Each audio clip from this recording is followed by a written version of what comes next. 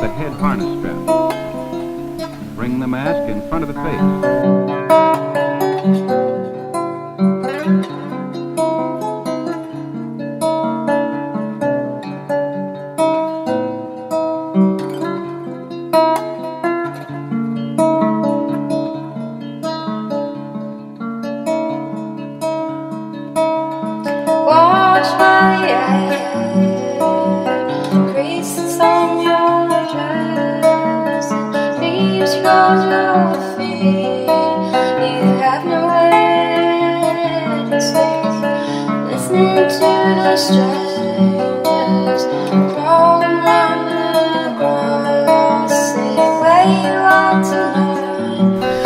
Moderately full breath.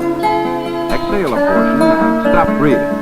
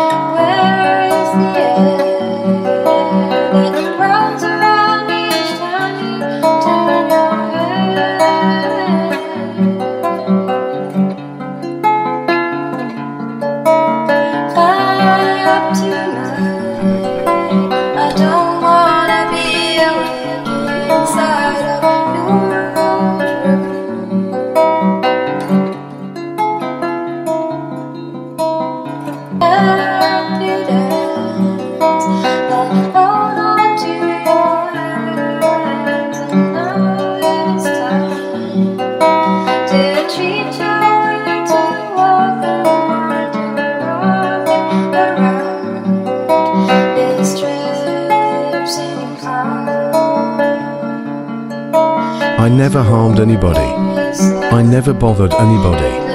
Yet you fear me. I never threatened anyone. Yet you threaten my existence. Am I not free to be who I am?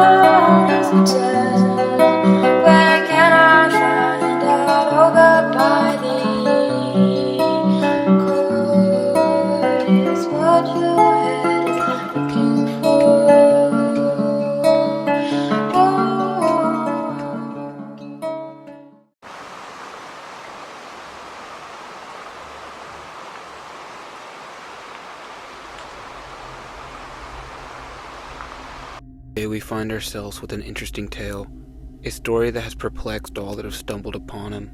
Picture yourself in the late 90s, early 2000s, taking a calm, peaceful stroll through the beautiful and serene backcountry of western Switzerland. You're surrounded by nothing but the flora and the fauna of the forest, birds chirping, insects scattering, and the sound of a cool breeze blowing by, when out of the corner of your eye, an ominous figure appears.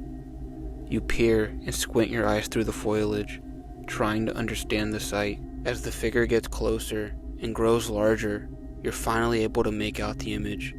In what was a shock to all that have encountered this real-life creature standing in front of them, unknown, whether man, woman, or entity. What was described by several eyewitnesses over a decade, a person tall, dressed in a dark boiler suit and combat boots, covered in a camouflage cloak, and most frightening of all, donning a horrifying gas mask of the past. Standing motionless, you're frozen in fear inside the empty forest. The figure moves calmly and quietly through the brush, not a word spoken or heard, apart from the heavy, loud breathing under his gas mask. And just as quickly as this creature appeared, he has disappeared into the sea of trees. And again, you question yourself and the sight just witnessed. not knowing if what you saw was of flesh and blood or an apparition from a dark and distant past. This figure is what would later be deemed the Ghost of the Maules, or more commonly known as Loyon. The tale of Loyon and the first original sightings of the figure came in the late 90s, when locals near the Swiss village of Maules began encountering this mysterious creature. Obviously frightened and concerned, locals would begin to report their suspicions to loved ones and the authorities of the area. The first reports from the locals stated sightings of a tall humanoid creature, with it being described that said person dressed in a gimp suit and an older model gas mask that completely covers their face. One of the earliest and first reports of Loyon comes from a local woman who claimed to have seen the Ghost of Maules picking flowers on the side of a hiking trail. She stated that the figure was just as startled to be seen by her and subsequently fled into the woods once noticed. A year or two later, another local woman named Marion Desclos was quoted in a shared experience of her sighting of Loyon, stating, and I quote, "It was a rainy Sunday. He had on a cap and a dark cloak with a gas mask. What goes on in his head? I don't know, but it was unpleasant. I hope that I never run into him again." Marianne had stated that although the figure never threatened her or spoke to her, she felt the heaviness of fear and vowed to never return to that part of the forest. Another local mother stated, and I quote, "It scared my children. He came out of the woods with his military clothes. We saw neither his face nor his eyes behind his big, dark gas mask. It was truly frightening." These reports and sightings would continue throughout the 2000s, all describing the same mysterious cloaked and masked figure roaming through the backcountry of a small village of Maules. Locals spoke of him, but to anyone outside the region, Loyon was a myth, a tale of urban folklore, and to many, a real-life boogeyman. One local farmer would even go as far as saying, and I quote, "People are scared. Families simply won't go into the forest anymore. Not anymore." The tale and legend of Loyon would take a shift in 2013, when a man, along with the rest of his family, who were enjoying their peaceful afternoon in the backcountry, would come face to face with the infamous figure. The man, along with his family, while walking along one of the many trails, came across the bizarre and grim-looking figure. The family stared frozen, and in turn, the figure stared back, quiet, motionless, just the sound of heavy breathing under the mask. The man would state that they nearly came face to face with the figure, and after the brief pause, Loyon turned around and began to walk away down the trail.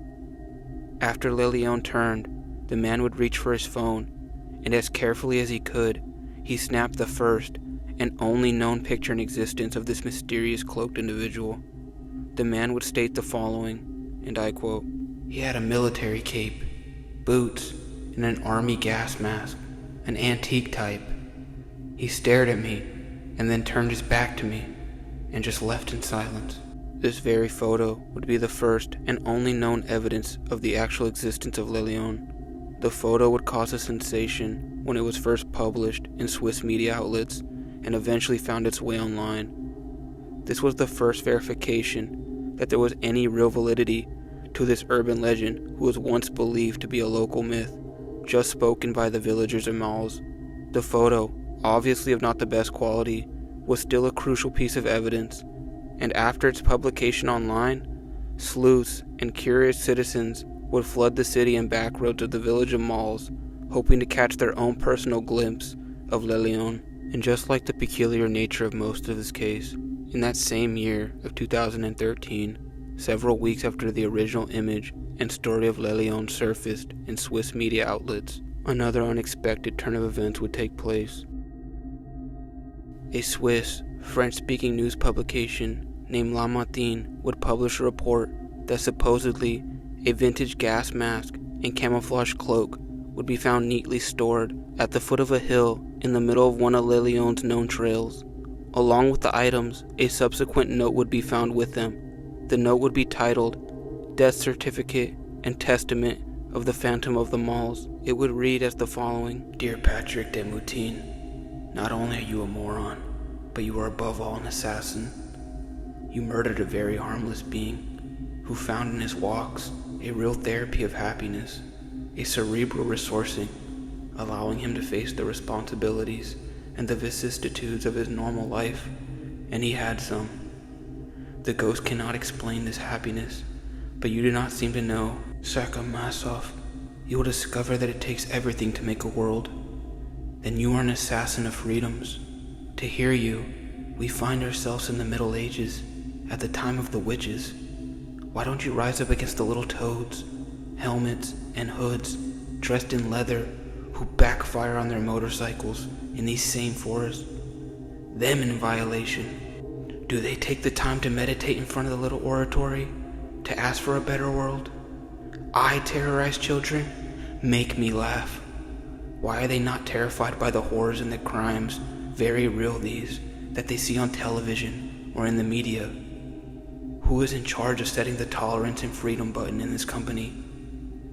These beautiful notions benefit more dealers, pimps, burglars, rapists, and hooligans. Switzerland is small. Anything that is not in accordance with the garden gnome must be eradicated. I thought during these years, while I was always left alone, until you, that these feelings were evolving. You give me the opposite proof, unfortunately. The phantom disappears. The risk of a beast hunt is too great. It will come back to haunt the narrow minds of your kind, for ultimately, a ghost never dies. To the amiable walker or mushroomer who will discover my tinsel, deliver this letter to Mr. Syndicate or Vice Syndicate, or even to a journalist, capable, however, of discussing freedom and tolerance. The note and finding of the belongings would imply the death of Loyon. The most common theory that most assume is that this meant the person behind the mask ultimately took their own lives due to the witch hunt around the story. That these frightening and dreadful encounters that locals spoke of for years was actually just encounters with someone who found peace and solace in nature and in being themselves. Also, many suspect that Loyon's reason for donning such an outfit, and especially one as frightening as a gas mask, may again have been more innocent than preconceived. Many suspect that it may have been someone suffering from a facial deformity or burns of some sorts that just happened to feel more comfortable in hiding them away. Again, in every sighting of Loyon for over nearly a decade, locals never reported that he had threatened them or harmed them in any way. Most of the time, he was spotted just picking flowers or walking along a path. Yet once the 2013 article and subsequent finding of the belongings and note, Loyon would never be seen again. After the publication of his supposed death note, Le Matin would end the article stating the following: "Farewell, the Ghost of the Maules. I sincerely hope that our society will be able to continue to advocate for tolerance and freedom, which I easily agreed with, and which tend to lose importance in the face of personal interest, futile, and egoism. May your wisdom in the face of these events allow an awareness of the important elements of a serene and fulfilling community life. Farewell, the Ghost of Maules. We will never be able to meet again, but I wish you to find a new escape from the vicissitudes of life that gives you the peace and happiness to which you aspire and are entitled." An interesting and tragic tale. Ultimately, the actual identity of Loyon would never be identified or stated in the media, adding to the mystery of the story. The tale of the Ghost of Maules lives on across the world, forever remembered, for just as the Phantom stated in his farewell note, you can never get rid of him, for ultimately, you cannot kill a ghost. And guys, that's the end of the tale. If you made it this far, really consider liking or subscribing the video. I truly appreciate it. If you made it this far, I thank you so much. And guys, just a very interesting tale. I like this one because it blends basically the story of a cryptid with the story of a real life misunderstood human being. It's kind of a sad tale. It's kind of tragic. Big thank you to a channel called The Ghost of Maules for the visuals. A lot of the visuals on the channel. It was just a guy reenacting some of the scenes, and I really appreciate it. He had a cool look to his videos. So thank you and credit to him. I'll link his channel below. Thank you to everyone that watched this on the visual or listened to it audio-wise. Take care.